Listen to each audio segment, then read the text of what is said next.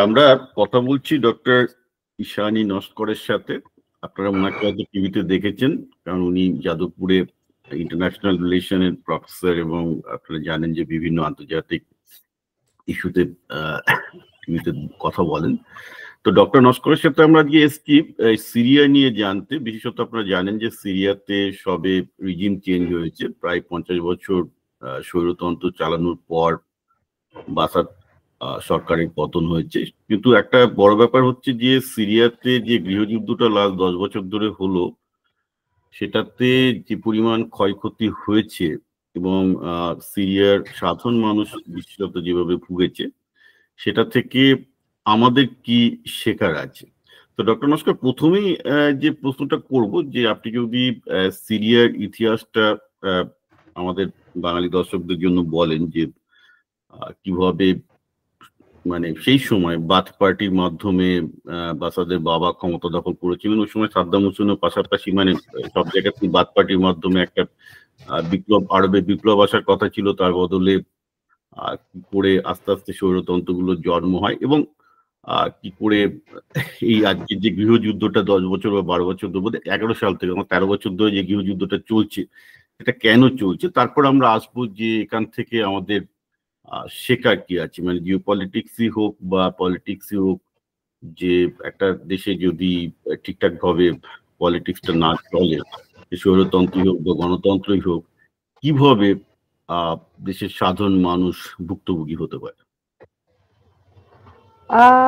দেখুন, অ্যাকচুয়ালি একটুখানি থিওরিটিক্যালি আগে ইন দ্য সেন্স একটুখানি ব্যাকগ্রাউন্ডটা আমাদের বোঝা উচিত। যে আপনি যেমনি যথার্থ বলছেন যে কোনো দেশে যদি দীর্ঘদিন ধরে কোনো প্রশাসন স্বৈরাচারী ব্যবস্থা চালায়, এবং স্বৈরাচারিতার তো বিভিন্ন ধরন আছে। কোথাও কোথাও আপনি দেখবেন যে আর্মি রুল আছে, কোথাও একটি রাজনৈতিক ক্ষমতা বা একটি রাজনৈতিক দল, যেমনি এক্ষেত্রে আপনি আরব সোশ্যালিস্ট পার্টির কথা বলছিলেন, সেইটির কথা। তো এই ধরনের বা এক ক্ষেত্রে কোথাও কোথাও একনায়কতন্ত্রের জায়গাটাও আমরা দেখতে পেয়েছি। তো সব মিলিয়ে যখন কোথাও দীর্ঘদিন ধরে একটা কোনো নির্দিষ্ট রাজনৈতিক ক্ষমতার রেশটা ধরে রাখে, সেইখান থেকে যখন তার ক্ষমতাচ্যুতি হয় বা সেখান থেকে তারা যখন সরে যেতে বাধ্য হয়, এই ধরনের ক্ষমতার ক্ষেত্রে বেশিরভাগ ক্ষেত্রে তাদেরকে মানে সরে যেতে বাধ্য করা হয়। যখন বাধ্য হন তারা, তখন একটা আমার মনে হয় যেটাকে আমরা বলি ক্ষমতার দিক থেকে, অর্থাৎ কে দায়িত্ব নেবে, কে তারপরে পরিস্থিতির রেশ টানবে, এটার দিক থেকে একটা শূন্যতা তৈরি হয়। এইটাকে জেনারেলি মানে মোটামুটি আমরা সেটাকে পাওয়ার ভ্যাকিউম হিসেবে দেখি। পাওয়ার ভ্যাকিউম কি করে, যে সেইখানে তখন কোনো দায়িত্বশীল ব্যক্তি বা দল বা সংস্থা থাকে না। যেটা শুধু সিরিয়ার ক্ষেত্রে, আপনি সিরিয়া বলছেন, ইদানিংকালে আপনি যদি আমাদের প্রতিবেশী দেশ বাংলাদেশের অবস্থাও দেখেন, এই যে একটা পাওয়ার ভ্যাকিউম তৈরি হচ্ছে, সেই পাওয়ার ভ্যাকিউমের দরুন একটা অরাজকতার সৃষ্টি হয়। একটা মানে বলতে পারেন খানিকটা নৈরাশ্যের অবস্থান তৈরি হবার আশঙ্কা দেখা দেয়। মানে এটা আমি বৃহত্তর ব্যাকড্রপে কেন বলছি, যে যখন আরব স্প্রিং ব্যাপারটা হয়, আরব স্প্রিং তো তথাকথিত একটা গণতান্ত্রিক উত্থান হিসেবে ধরা হয়, এবং আরব স্প্রিং এর থেকেই কিন্তু সিরিয়াতে বাথ পার্টির বিরুদ্ধে, অর্থাৎ কার্যত আসাদের বিরুদ্ধে আন্দোলনের জায়গাটা দানা বাঁধে। কাজে সেইখানে একটা বলতে পারেন আরব স্প্রিং এর পরপরই আপনি দেখবেন বিভিন্ন দেশে ইন মিডল ইস্টে, অর্থাৎ পশ্চিম এশিয়া বা মধ্যপ্রাচ্যের যে রাষ্ট্রগুলোর একটা বড় অংশতে র্যাডিক্যাল ফোর্সেস উত্থান, এবং সেই র্যাডিক্যাল ফোর্সেস গুলি আস্তে আস্তে এমন জায়গায় চলে যায়। এবং এটা এটা তার সঙ্গে আরেকটা কথাও বোধহয় আমার এখানে বলে রাখা উচিত, যে শুধু যে স্থানীয় র্যাডিক্যাল ফোর্সেস এর ভূমিকা থাকছে তা কিন্তু নয়। তার পাশাপাশি বাইরের যারা রাষ্ট্র রয়েছে, যাদের এই অঞ্চলের মধ্যে একটা স্বার্থ রয়েছে, তাদের সেখানে স্টেকস আছে, তাদের বিভিন্ন ইন্টারেস্ট আছে, তারাও কিন্তু এই ভ্যাকিউমটা যখন তৈরি হচ্ছে, অর্থাৎ পাওয়ার ট্রানজিশনের যে ফেজটা আসছে, অর্থাৎ ক্ষমতার স্থানান্তর হচ্ছে একটা ব্যবস্থা থেকে আরেকটা ব্যবস্থাতে, দেশগুলি বা রাজনৈতিক ব্যবস্থাগুলি যাবার চেষ্টা করছে, সেই জায়গাটাতে কিন্তু এই ধরনের আমরা দেখতে পাচ্ছি যে একটা অরাজকতা, একটা বলবো দ্বন্দ্বের পরিস্থিতি তৈরি হচ্ছে, অনেক জায়গায় গৃহযুদ্ধ হচ্ছে, অনেক জায়গায় যেমনি সিরিয়ার ক্ষেত্রে বা আচ্ছা, ইরাকের ক্ষেত্রে বা ডক্টর নস্কর, আমি আবার আবার রিপিট করতে চাইছি এই জন্য যে দেখুন 2011 সালে তো আরব স্প্রিংটা স্টার্ট হয়। তো হুম এখানে হুম প্রশ্ন হচ্ছে যে এই 14 বছর গৃহযুদ্ধটা চলো কারণ ইটস ভেরি লং টাইম, কারণ বাংলাদেশে আমরা দেখেছি যে গৃহযুদ্ধের ফেজটা, যেটা আপনি আনরেস্ট বলুন, ওটা বোধহয় 1 মাস কি 2 মাস আন্দোলনের ফলে হাসিনা পালাতে বাধ্য হয়, রাইট? ওয়ারাজ সিরিয়াতে যেহেতু ম্যাটারটা সেটেলড হয়নি, 2011 সাল থেকেই প্রথমে গণতান্ত্রিক আন্দোলন হয়, তারপর আস্তে আস্তে তাদের সেনাবাহিনী ভেঙে গিয়ে প্রথম ওরা বোধহয় সিরিয়ান ন্যাশনাল ফ্রন্ট তৈরি করে সেটা বোধহয় 12 সালে হয়েছিল। সো সিরিয়াতে কিন্তু দীর্ঘ 12 বছর ধরে যেটা মেজর কনসার্ন আমরা জানতে চাইবো যে কেন এই ব্যাপারটা সেটেল হলো না। বাংলাদেশে তাও বলবো যে যে জিনিসটা মানে পরিস্থিতি সেটেলড হয়েছে, কিন্তু মানে ভ্যাকুয়ামও আছে, আবার সেটেলড হয়েছে, অন্তত গৃহযুদ্ধের দিকে যায়নি। কিন্তু সেটা সিরিয়াতে টোটাল গৃহযুদ্ধের দিকে চলে গেল, কেন হলো? যেটা এবার সিরিয়ার ক্ষেত্রে ব্যাপারটা আরেকটু কমপ্লিকেটেড, তার কারণ হচ্ছে যে সেখানে অনেক কটা ইন্টারেস্টেড পার্টি, ভেতরের যারা রয়েছে এবং বাইরের যারা রয়েছে, তারা কিন্তু সেই জায়গাটাকে বিশেষ করে দখল করার চেষ্টা করলো। যেটা হয় যে 2011 যখন এই উত্থানটা দেখা যায়, অ্যাকচুয়ালি বেসিক্যালি অরিজিনালি যে বাথ পার্টিটা ছিল, আরব সোশ্যালিস্ট বাথ পার্টি, মানে সেখান থেকে তো আরব সোশ্যালিস্ট বাথ পার্টি সিরিয়ার রিজন যেটাকে বলে, বা সিরিয়ার রিজনাল বাথ, এটাকে অনেকে অনেকে বলে এটা একটা নিও বাথিস্ট পার্টি টাইপের, যেটা 1947 সালে তার জায়গাটা তৈরি হয়। এবং প্রায় 1963 থেকে ধরতে পারেন বাথিস্ট পার্টি সেখানে ক্ষমতায় আসে, এবং বাথিস্ট পার্টিতে আমরা মোটামুটি বাশার আল আসাদের বাবার থেকে আরম্ভ করে পুরোটাই আমরা ওই ওই ওই জায়গাটা সিরিয়ান ডমিনেটেড একটা বাথিস্ট মুভমেন্ট আমরা মোটামুটি দীর্ঘদিন ধরে দেখতে পাচ্ছি। এবং সেই জায়গাটাতে এটাও মাথায় রাখতে হবে যে এই সময়টাতে কিন্তু মোটামুটি আসাদের সময় থেকে কিন্তু সিরিয়ার মধ্যে না, মানে বলতে পারেন যে একটা অ্যাডভান্সমেন্ট, একটা সোশ্যালিস্ট ইকোনমিক অ্যাডভান্সমেন্ট প্রোগ্রাম আসছে, একটা প্রোগ্রেসিভ জায়গা তৈরি হচ্ছে। এবং যেহেতু একটা বলতে পারেন যে একটা লেফটিস্ট ওরিয়েন্টেশন সেখানে পাওয়া যাচ্ছে, তো সেইখানে সোভিয়েত জায়গাটাও কিন্তু খানিকটা তার প্রভাবও আমরা প্রচ্ছন্নভাবে সেই জায়গাটা তৈরি করার চেষ্টা করছি। কিন্তু যে জায়গাটা সবচেয়ে গন্ডগোলের মনে হলো যে, দেখুন যেটা আমি বারবার বলছি যে কোনো যদি কোনো ক্ষমতা দীর্ঘদিন ধরে থাকতে থাকে এবং থাকতে মানে সেভাবে থাকার সঙ্গে সঙ্গে দেশের মধ্যে গণতান্ত্রিক জায়গাটা আস্তে আস্তে কমে আসতে আরম্ভ করে, আস্তে আস্তে ছোট হতে আরম্ভ করে, কাজেই মানুষের মধ্যে গণ অসন্তোষের জায়গাটা সৃষ্টি হয়। কাজেই স্বাভাবিকভাবে সিরিয়ার মধ্যে সার্বিকভাবে উন্নতি হচ্ছে, ঠিকই উন্নয়ন হয়েওছে, কিন্তু তার পাশাপাশি যে অশান্তিটা তৈরি হয়েছে, ইনফ্যাক্ট 1963 থেকে যে জায়গাটা তৈরি হয়েছে, তো সেইখান থেকে যদি আমরা দেখি যে সেখান থেকে বাথ পার্টির পাশাপাশি দ্য ওয়ে তারা অপারেট করেছে, যেভাবে বিশেষ করে আপনার আসাদের জায়গাটা যদি আমরা দেখি, ইনফ্যাক্ট আসাদের যদি আমরা মানে ফ্যামিলি রুল থেকে আরম্ভ করি, তাহলে দেখবো যে তারা বেসিক্যালি প্যান আরব আইডিওলজি যেটা ছিল, অর্থাৎ আরবদের যে নিজের চরিত্রটা ছিল সেইটাকে তারা ভার্চুয়ালি অ্যাবান্ডন করে দেয়, এবং তার জায়গায় যেটা তারা আনার চেষ্টা করে একটা সোশ্যালিস্ট ভেরি প্রগ্রেসিভ সোসাইটি, যেটার মধ্যে একটা একটা প্রগ্রেসিভ ফ্রন্ট তৈরি হবে, যাতে মার্কসিস্ট লেনিনিস্ট একটা প্রভাব থাকবে। এবং তার পাশাপাশি যেটা ও মানে হাফিজ আল আসাদকে কেন্দ্র করে যেটা তৈরি হলো, সেটা হচ্ছে the idea of A cult personality, অর্থাৎ সেখানে আসাদকে কেন্দ্র করে একটা এলিট তৈরি হলো, এলিট আর্মড ফোর্সেস তৈরি হলো। সো মানে একটা মোটামুটি বলতে পারেন কাল্ট কালচার তৈরি হলো, একটা প্রোগ্রেসিভ সিস্টেম আসছে এবং একটা লেফটিস্ট ওরিয়েন্টেশন আসছে। এবং তার পাশাপাশি এটাও বোধহয় খানিকটা বলতে হবে যে আহ সুন্নিদের প্রতি কিন্তু যেহেতু এদেরকে অ্যালাওয়াইট লয়ালিস্ট বলা হতো, সুন্নিদের প্রতি কিন্তু লার্জেস্ট সুন্নি মেজরিটির প্রতি কিন্তু তাদের এই জায়গাটা তৈরি হয়েছিল।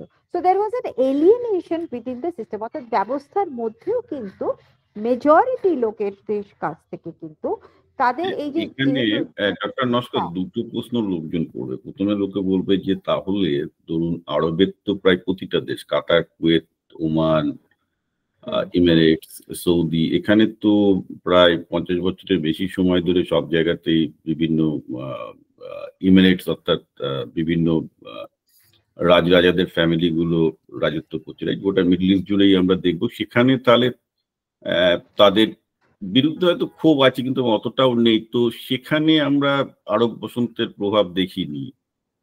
কিন্তু আমার প্রশ্নটা এখানে, কিন্তু যেখানে আপনি দেখুন যে আলবাস, বেসিক্যালি আমি যদি প্রেজেন্ট আলবাসার ক্ষেত্রে যাই, উনি তো একজন চোখের ডাক্তার ছিলেন এবং দাদার মৃত্যুর জন্য দেশে ফিরে এসে 2000 সালে দেশের হাল ধরেছিলেন। অলমোস্ট অনেকটা আমাদের রাজীব গান্ধী আর সঞ্জয় গান্ধী মারা যাওয়ার পর। তো প্রশ্ন হচ্ছে উনি প্রথমের দিকে কিন্তু জনপ্রিয় হলেন, কিন্তু আমার এটাই প্রশ্ন যে যখনই অনেক বেশি প্রগ্রেসিভ রিফর্ম করতে চাইলেন, ইন্টারেস্টিংলি সেই প্রগ্রেসিভ রিফর্মের হাত ধরেই কিন্তু আবার ওনার বিরুদ্ধে আন্দোলনটা শুরু হলো। তো এখানে একটা প্রশ্ন জাগছে যে বাংলাদেশের প্রসঙ্গে কিন্তু আমি প্যারালালি আসি, কারণ বাথ পার্টির যে আইডিওলজি তার সাথে কিন্তু আওয়ামী লীগের আইডিওলজি অনেক মিল আছে বিভিন্ন দিক থেকে। কারণ আওয়ামী লীগও ট্র্যাডিশনালি তারা সোশ্যালিস্ট সোভিয়েত ইউনিয়নের আইডিওলজি থেকে তৈরি, so called left of the centre party, progressive, এবং দেখা যাচ্ছে সেই আইডিওলজিটা কিন্তু বাংলাদেশে একটা সময় গ্রহণযোগ্য হলো, ম্যাক্সিমাম সুন্নি মুসলমানদের দেশগুলো সেটা গ্রহণ করতে পারেনি। তাহলে কি একটা বলবো যে বাথ পার্টি বা আওয়ামী লীগের যে আইডিওলজি সেটা ম্যাক্সিমাম কোনো সুন্নি প্রধান দেশগুলোর জন্য গ্রহণযোগ্য নয়, যার জন্য একটা সময় এই পার্টিগুলো যখনই ক্ষমতায় যাচ্ছে তারা স্বৈরাচারী হয়ে যাচ্ছে, বিকজ তাছাড়া তাদের উপায় থাকছে না, এবং তার থেকে তাদের বিরুদ্ধে বিদ্রোহগুলো হচ্ছে। কারণ আমার তো মনে হয় যে বাথ পার্টি আইডিওলজি এবং আওয়ামী লীগের মধ্যে কোনো আমি পার্থক্য দেখিনি। আপনি কি বলেন? বেশ, এইটা আপনি একটা মানে খুব ইন্টারেস্টিং পয়েন্ট তুলে ধরেছেন, যেটা আমি তো পরে আনতুম। যে দেখুন, একটা একটা secular socialist progressive political party অর্থাৎ রাজনৈতিক দলের আদর্শের সঙ্গে ইসলামিক আইডিওলজির কিছু নির্দিষ্ট আঙ্গিক, বিশেষ করে সুন্নি প্রধান যে ব্যবস্থাগুলি রয়েছে সেটার মধ্যে কিন্তু একটা কোথাও একটা মিসম্যাচ তৈরি হয়েছে, এবং সেটা আপনি যথার্থ বলেছেন। ইন দ্য লং রান মিসম্যাচটা আরো পরিষ্কার হয়ে গেছে। এবং বিশেষ করে সিরিয়ার ক্ষেত্রে যেহেতু আলোয়াইট এবং সুন্নির এই যে একটা ব্যবধান তৈরি হয়, এবং সেই জায়গাটা কিন্তু আস্তে আস্তে বলতে পারেন যে খুব স্ট্রং যারা আরেকটু এক্সট্রিম আইডিওলজির পক্ষে যারা রয়েছেন in in the Islamic ideology, মানে বেসিক্যালি ধরুন মুসলিম ব্রাদারহুড থেকে যারা আসছেন, ধরুন ইসাম আলা তারের কথা যদি আমরা ভাবি, মানে এদের যে জায়গাটা তৈরি হচ্ছে, তারা কিন্তু 1980 থেকেই কিন্তু আসাদকে সরিয়ে দিয়ে একটা ইসলামিক ব্যবস্থা তৈরি করার কথা, সেই আইডিয়াটা কিন্তু তারা গোড়াপত্তন করছেন। এটা 1980 থেকে চলছে। ফলে আসাদের এই যে আনপপুলারিটির জায়গাটা যেটা ক্রমান্বয়ে বাড়তে আরম্ভ করলো, এটা কিন্তু আরব স্প্রিং একটা ক্যাটালিস্ট হিসেবে কাজ করেছে।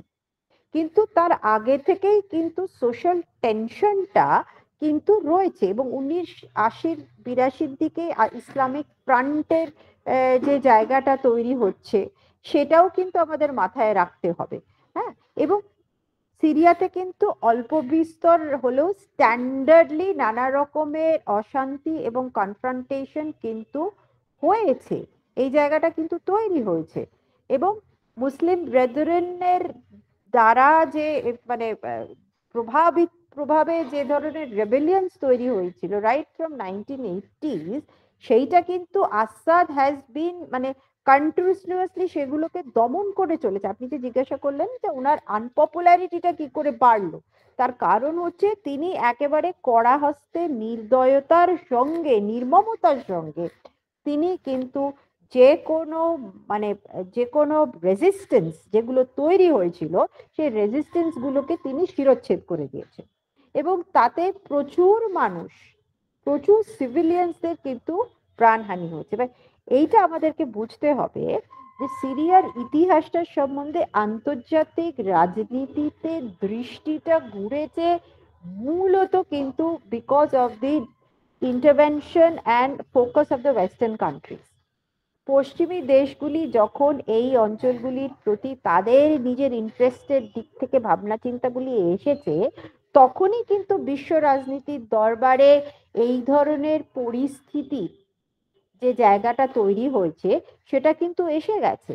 ঠিক আছে, সো আপনি ঠিকই বলেছেন যে যখন বাশার আল আসাদ এলেন তিনি তো খুবই একটা বলতে পারেন খুবই একটা প্রগতিশীল মানুষ, বাইরে পড়াশুনো করে এনেছেন, এবং তিনি অ্যাকচুয়ালি প্রভাবিত হয়েছিলেন সেই সময়, মানে তিনি যখন ক্ষমতায় এলেন উনি নতুন ভাবে জিনিসপত্র মানে ভাবার চেষ্টা করলেন, টেকিং ওভার হিজ ফাদার, এবং মানে as a symbol he was portrayed, স্টেটের দ্বারা তিনি পোর্ট্রেট হয়েছিলেন as a very modern person, open person, হ্যাঁ, লিবারেল পারসন, কাজে এক্সপেকটেশনটা খুব হাই।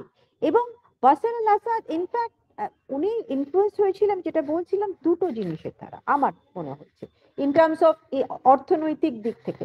একটা হচ্ছে চাইনিজ ইকোনমিক রিফর্মস। হ্যাঁ, চাইনিজ ইকোনমিক রিফর্মসটা মানে কিভাবে আপনার মনে আছে যে টিয়ানানমেনের পর থেকে এবং তারপর থেকে তারা যেভাবে মার্কেট ইকোনমিকে গ্রাস্প করেছে, এবং একই সঙ্গে খানিকটা কিভাবে মিখাইল গর্বেচেভ পেরেস্ত্রয়কা আনার চেষ্টা করেছেন, সেই জায়গাগুলি দেখার তিনি মানে চেষ্টা করেছেন।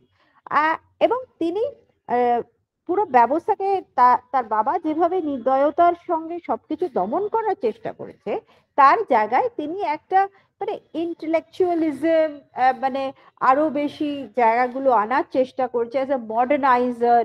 হ্যাঁ, কিন্তু তার এই যে রিফর্মসটা তৈরি হয় বা রিফর্মস এর কথা তিনি যখন বলেন, মানে টকিং অ্যাবাউট ড্যামাস্কাস স্প্রিংস এর সময় সময় যখন আমরা বলছি, তার মধ্যে কিন্তু যে জিনিসটা ঢোকে, যেটা আপনি আবার আমার মতে বাংলাদেশের সঙ্গে একটা মিল পাবেন, was also the creation of a class of very মানে যেটাকে বলে খুব ধনী অলিগার্কস, ধনী অলিগার্কসদের একটা ক্লাস কিন্তু তৈরি হয়ে যায়। এই রিফর্মস এর যারা ফায়দা নিতে আরম্ভ করে, অর্থনৈতিক সুবিধাগুলি যারা বাজেয়াপ্ত বলছি শব্দ করতে, এবং সিস্টেমিক করাপশন ব্যবস্থার মধ্যে ঢুকে যায়, এবং স্বাভাবিকভাবে অর্থনৈতিক দিক থেকে খুব খুব ধনী কিছু মানুষ রয়ে যায়। একটা আরবান মিডল ক্লাস অবশ্যই এই ধরনের ইন্টেলেকচুয়াল স্টিমুলেশনে তৈরি হয়, যারা অ্যাকচুয়ালি অসন্তোষের দানাটাকে আরো এগিয়ে নিয়ে যায়, এবং গ্রামীণ স্তরেও কিন্তু যেহেতু বঞ্চনার জায়গাটা তৈরি হয়, সেই জায়গাগুলি কিন্তু আস্তে আস্তে তৈরি হতে আরম্ভ করে। কাজেই আপনাকে ওই লাস্ট যে পয়েন্টটা বললেন সেটাই অ্যাকচুয়ালি বাংলাদেশের জন্য ভয়ের। আমি এই জায়গাটাই আপনাকে একটু স্মরণ করিয়ে দিতে চাই যে এটা কেন হবে। ধরুন 2011 সালে যখন আন্দোলনটা শুরু হয়, এবং বাংলাদেশেও তাই, আন্দোলনটা কিন্তু স্টার্ট করেছিল সিরিয়ান লিবারেশন আর্মি, যেটা অ্যাকচুয়ালি আর্মিরই একটা এনলাইটেন্ড অংশ, যারা বাসাদের সাথে বিরোধিতা করে ভেঙে, এবং for nearly 1 year the movement was purely secular, তার মধ্যে কোনো উগ্রপন্থা ছিল না। কিন্তু আমরা দেখলাম 1-2 বছরের মধ্যে পুরো ইরাকের উগ্রপন্থী, প্রথমে আইসিস ছিল, তারপর আইসিস সিরিয়া হয়ে গেল, ইরাক আর সিরিয়া করে একটা ইসলামিক উগ্রপন্থীরা পুরো মুভমেন্টটাকে, একটা সেকুলার মুভমেন্টকে, যেটা একটা আসাদ বিরোধী সেকুলার মুভমেন্ট ছিল, পুরো একটা ইসলামপন্থী বিদ্রোহী মুভমেন্টে তৈরি হতো। আমরা বাংলাদেশেও সেটা দেখছি, কিন্তু বাংলাদেশে প্রেজেন্ট যে সেকুলার যে উপদেষ্টা সরকার আছে তাদের মধ্যে হয়তো ইসলামপন্থী নিয়ে অনেকেই বলবেন যে ম্যাক্সিমাম মানে অনেকটা মডারেট সেকুলার লোকজন আছে, কিন্তু দেখা যাচ্ছে যে আস্তে আস্তে তারা বাধ্য হচ্ছেন, ভীষণভাবে ট্রান্সলেট করছে, একটা উগ্র ইসলাম পন্থার দিকে ফোর্স করা হচ্ছে দেশটাকে ফেলে দিতে। সেটা আমরা দেখবো যে সিরিয়াতেও যে বিদ্রোহী মুভমেন্টটা ছিল সেটা কিন্তু কনস্ট্যান্ট একটা র্যাডিক্যাল শিফট হয়ে 1-2 বছরের মধ্যে পুরো আইসিস হয়ে গেল। এই এই এই যে প্রতিরোধ মুভমেন্টটা, এটার সেকুলারাইজেশন থেকে কি করে কমপ্লিট রিলিজিয়াস র্যাডিক্যালাইজেশন হচ্ছে, এই প্রসেসটা যদি একটু বলেন। কারণ আমার ধারণা এটা বাংলাদেশে এখন একটা প্রসেসের মধ্যে আছে, আর সিরিয়াতে 1-2 বছরের মধ্যে এটা কমপ্লিট হয়েছিল। By I think 2014 entire thing was under the leadership of ISIS. এইটা আমি আপনাকে যেটা আপনি যথার্থ বলেছেন যে বাংলাদেশেও অশনি সংকেতের জায়গাটা কিন্তু মানে তৈরি হচ্ছে। সো যেটা আমি বলছিলাম যে আপনি ঠিকই বলেছেন যে যে এই বিরোধিতাটা সৃষ্টি হয়েছিল অর্থাৎ আর্মির থেকে ভেঙে গেছে, এবং আমি এটাকে শুধু আর্মির দিক থেকেও বলবো না, আমি বলবো যে যে আন্দোলনটা হয়েছিল এই আন্দোলনটা কিন্তু actually A part of also a kind of A civilian distress, অর্থাৎ মানে জনগণের মধ্যেও জনরোষের জায়গাটা কিন্তু ছিল। হ্যাঁ, শুধু আর্মি দ্বারা তো ব্যাপারটা হয় না, ফলে সব দিক থেকেই কিন্তু একটা অ্যান্টি আসাদ ফোর্স তৈরি হয়ে গেছে। কিন্তু এইটা মাথায় রাখতে হবে যে যেহেতু এই ব্যাকগ্রাউন্ডটা কি, ব্যাকগ্রাউন্ডের মধ্যে কিন্তু একটা ইসলামিক ফোর্সেসের জায়গা বরাবর, আমি আন্ডারলাইন করছি, বরাবর কিন্তু সিরিয়াতে ছিল। হ্যাঁ, আমি এইটাতেই আপনার সাথে আমি অ্যাকচুয়ালি আরো ডিটেলসে লোকের সাথে আলোচনা করা দরকার, যে এটা যদি আপনি একটু গভীরভাবে বলেন। যে দেখুন, ওদের ডাচ প্রদেশে আমার যতদূর মনে আছে একটা 11 বছরের বা 14 বছরের বাচ্চা ছেলে লিখেছিল, যে দেওয়াল লিখেছিল ডক্টর ইউ2, সেখান থেকে পুরো ঘটনাটা শুরু হয়। সেটা একটা ছোট জাস্ট ক্যাটালিস্ট ঘটনা, ক্যাটালিস্ট হয়। তো প্রশ্ন হচ্ছে যে এটা একটা তো পিওর একটা সিভিলিয়ান মুভমেন্ট, যে সেই বাচ্চাগুলোকে নৃশংসভাবে অত্যাচার করার জন্য লোকজন রেগে গেল, এবং সেখান থেকে একটা পিওর মানে যেটা একটা পিওর সেকুলার, যার মধ্যে কোনো অ্যাকচুয়ালি কোনো রিলিজিয়াস এলিমেন্ট ছিল না। কিন্তু দেখা যাচ্ছে যে, এবং শেখ হাসিনার বিরুদ্ধে যে বৈষম্য বিরোধী ছাত্র আন্দোলন আপনি যদি দেখেন, সেখানে তো কোনো রিলিজিয়াস এলিমেন্ট ছিল না। ওটা একটা সরকারের বিরুদ্ধে দাবি দেওয়া বা হাসিনা সরকারের স্বৈরতন্ত্রের বিরুদ্ধে একটা আন্দোলন। এটা পিওর আপনি একটা গণ আন্দোলন বলতে পারেন, খুব ভালো বাংলায় বলতে গেলে। সেই গণ আন্দোলনটা হঠাৎ ইসলামিক আন্দোলনে কনভার্ট হয়ে গেল। এখানেও দেখা যাচ্ছে ঐতিহাসিকভাবে সেই গণ আন্দোলনটা কমপ্লিটলি একটা ইসলামিক র্যাডিক্যাল আন্দোলনে হাইজ্যাক হয়ে যাচ্ছে। আমি বলবো হাইজ্যাকিং অফ দ্য প্রসেস। এটা কেন হচ্ছে? দেখুন, এইটা খানিকটা আমি বললাম যে একটা হচ্ছে যে ডেফিনেটলি এই যে শিয়া এবং সুন্নি মানে আলাওয়াইটসদের বিরুদ্ধে একটা সাধারণ মানুষের মধ্যে একটা অসন্তোষ, এই জায়গাটাকে কিন্তু ইসলামিক ব্রাদারহুড বলে, মুসলিম ব্রাদারহুড বলুন, এই জায়গাগুলো কিন্তু অলরেডি তারা ফিশার্স মানে অর্থাৎ তার মধ্যে ফাটলের ভেতরে তারা কিন্তু প্রবেশ করে গেছিল সিস্টেমের মধ্যে। ঠিক আছে, এবারে যেহেতু আপনি বলছেন যে এই যখন মানে যখন আসাদ ক্ষমতায় ছিলেন, এখন তো উনি ক্ষমতায় নেই, আসাদ যখন ক্ষমতায় ছিলেন ডিসিশন মেকিং ওয়াজ কনফাইন্ড বেসিক্যালি আসাদ ফ্যামিলি এবং মিলিটারি অংশে কেউ কেউ খুব নির্দিষ্ট করতে। কিন্তু উইদিন দ্য বাথ পার্টিও এটা মাথায় রাখবেন, বাথ পার্টির মধ্যেও কিন্তু ফাটল এবং নানা ধরনের বলতে পারেন অসন্তোষের জায়গা তৈরি হয়। এবং আসাদের এই ইদানিংকারের পত্তন, মানে আমি 2011 বলছি, 2011টা তো অবভিয়াসলি একটা বড় জায়গা, কিন্তু তার আগে থেকেও কিন্তু আসাদের বিরুদ্ধে যারা মাথাচাড়া দেবার কথা ভাবছে তারা কিন্তু বিভিন্নভাবে ইনসার্জেন্সির দিকে যাচ্ছে, এবং ইনসার্জেন্সির দিকে যেখানে যেখানে যাচ্ছে সেখানে কিন্তু অবভিয়াসলি ইসলামিক সাপোর্ট প্রচ্ছন্নভাবে তারা কিন্তু পেয়েছে এবং পাচ্ছে। এবং বাথ পার্টি অর্থাৎ আসাদ কাউন্টার মিলিশিয়াস তৈরি করেছিলেন এদেরকে দমন করার জন্য। কাজে আমি যে জিনিসটা হ্যামার করতে চাইছি, আমি যদি সবাইকে বোঝাতে পারি যে ইউ মাস্ট আন্ডারস্ট্যান্ড যে ইসলামিক ফোর্সেসদের যে ভূমিকা, সেই ভূমিকাটা কিন্তু অলরেডি ওই আন্দোলনের কোথাও একটা নেপথ্যে কাজ করছিল। এই মানে this became also one of the sources of resistance to the Asad movement. এবং এই জিনিসটা আরো বাড়তে আরম্ভ করে, মানে বিকজ আসাদের ডিপেন্ডেন্সি বা আসাদ রেজিম বা বাথ পার্টি আসাদ, তাদের যে প্রো সোভিয়েত প্রো লেফটিস্ট যে ওরিয়েন্টেশন, আপনি আবার আফগানিস্তানের কথা মাথায় রেখে দেখুন, আফগানিস্তানের যে আন্দোলনটা শুরু হয়েছিল, আফগানিস্তানের যে মুজাহিদিন ওয়াজ अगेंस्ट দ্য সোভিয়েত ব্যাকড্রপ, ঠিক একইভাবে এখানেও যে এই সোভিয়েত ইনফ্লুয়েন্স এবং আসাদ পার্টি বাথ পার্টি এবং আসাদের রেজিম যে খুব প্রো সোভিয়েত, এবং আপনি তো দেখেছেন যে 2011-র পর থেকেও যেটা হচ্ছে সেটা তো রাশিয়া পাশে দাঁড়াচ্ছে, রাশিয়া পাশে দাঁড়াচ্ছে, ইরান পাশে দাঁড়াচ্ছে। হ্যাঁ, তারা তাদের আলাদা আলাদা কনফিগারেশনে সেখানে দাঁড়িয়েছে। তো এরপর এই যে মানে সোভিয়েত ইউনিয়ন বা আমি বলবো যে লেফট ওরিয়েন্টেশন আইডিওলজির যে প্রভাব, তার ভিজাভিও কিন্তু ইসলামিক ফোর্সেস এর আমার আমার মতে তার একটা কিন্তু আমরা কনসলিডেশন কি হয়েছে। বাংলাদেশে কি একই জিনিস দেখতে পাচ্ছি না? এদের এখানে যেমন আলুয়াইট, সেটা বাংলাদেশে এরা বলে লিগার, সোকল টার্ম ওরা ইউজ করে লিগার। লিগার মানে হচ্ছে যে যারা ভারত এবং হিন্দুদের প্রতি লয়াল, ইসলামের প্রতি লয়াল নয়। আপনি একটা জিনিস খেয়াল করবেন, আওয়ামী লীগের বিরুদ্ধে বাংলাদেশের সংখ্যাগরিষ্ঠ মানুষদের অভিযোগ হচ্ছে যে এরা ভারত এবং হিন্দুদের দালাল। আলুয়াইটদেরও কিন্তু শিয়া এবং সুন্নি মুসলমানরা মুসলমান বলে মানে না, কারণ আলুয়াইটদের মধ্যে ড্রিঙ্কিং থেকে নাচ গান অনেক কিছু allowed, which is not allowed in main stream. তো এখানে কি আপনার কোথাও মনে হচ্ছে না যে বাংলাদেশের সাথে আমরা একটা প্যারালাল খুঁজে পাচ্ছি, যে বাংলাদেশেরও যদি এখন যে মিডিয়া গুলো আমরা দেখি তাতে দেখলে বোঝা যাবে এমন একটা ভাব দেখাচ্ছে যে লিগাররা হচ্ছে একটা অন্য জাতি, যারা actually India loyalist, Hindu loyalist, তারা ইসলাম বিরোধী, তারা ক্ষমতা দখল করেছিল। অনেকটা সিমিলার আপনি যেটা বললেন যে সিরিয়ার বিদ্রোহীরা যেটা বলেছিল, আল ওয়াইটলা ইসলাম বিরোধী, তারা ক্ষমতা দখল করেছিল। So there was a very strong religious, other than the fact যে এটা একটা গণতন্ত্রের জন্য আন্দোলন। তো কোথাও একটা গণতন্ত্রের জন্য আন্দোলন এবং ইসলামপন্থীটা মিশে যাচ্ছে দুটো জায়গাতে। Don't you think that's a very dangerous tendency?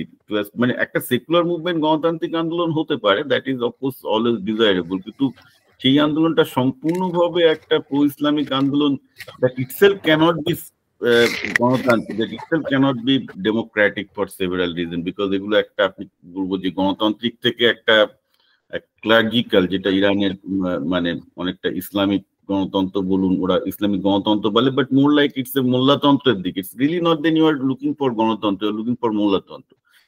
এই টেন্ডেন্সিটা কি করে আপনি আটকাবেন? দেখুন, এইটা এইটা আমি আমি আমি আমি ইনফ্যাক্ট আমি অন্য একটা, যেহেতু আপনি বলেছেন আমার পরিচিত, আমি চ্যানেলসে কথা বলি, তো যখন এই প্রগতিশীল আন্দোলন হচ্ছিল, বাংলাদেশের কথাটাকে বলিনি আমি, খুব স্পষ্ট বাংলাদেশের কোনো একজন বক্তা ছিলেন, আমার নামটা এই মুহূর্তে, সম্ভবত কোনো ছাত্র নেতা, এবং তাদের আন্দোলনকে আমি কুর্নিশ জানিয়েই বলেছিলাম যে বিকজ দের ইজ মানে ব্যবস্থার মধ্যে একটা সুপ্তভাবে একটা র্যাডিক্যালাইজেশনের ধারা আনফরচুনেটলি এগিয়েছে। আপনাদের আন্দোলনের সঙ্গে সঙ্গে তারা ফ্রি রাইড করেছে। সেই ফ্রি রাইডিংটা এমন একটা পর্যায়ে এসে পৌঁছাবে যখন তারা একদম যখন বাইরে বেরিয়ে আসবে, তখন কিন্তু তাদেরকে, অর্থাৎ র্যাডিক্যাল ফোর্সেস, এই ধরনের যারা আপনি বলছেন মোল্লাতন্ত্র, তাদেরকে নিয়ন্ত্রণ করা ডিফিকাল্ট হবে।